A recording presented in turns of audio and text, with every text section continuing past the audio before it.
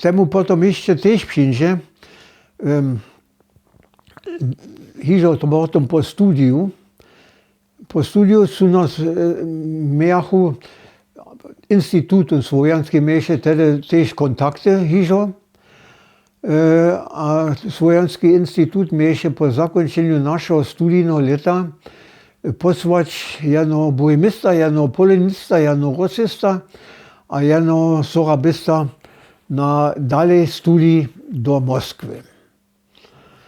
To dla sam ja statny egzamin 8 tydzień przed všimi drugimi činil, štož ne bi še tež runje lahko. Tam se dobijo kitro synč, zobe znajmenša nekak tu vec obstal. Pisne však bi še gotovo, ale artne ještě nic. No a ja som to, my sme to dočili, tež či štyrio, kuže ve svojej sekcii tam. A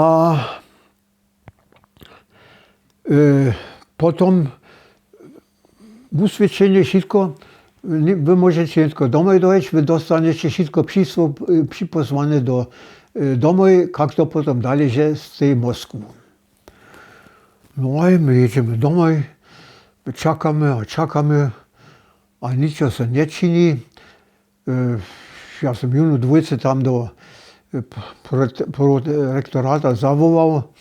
No a to so zlí a so komži a ja neviem što.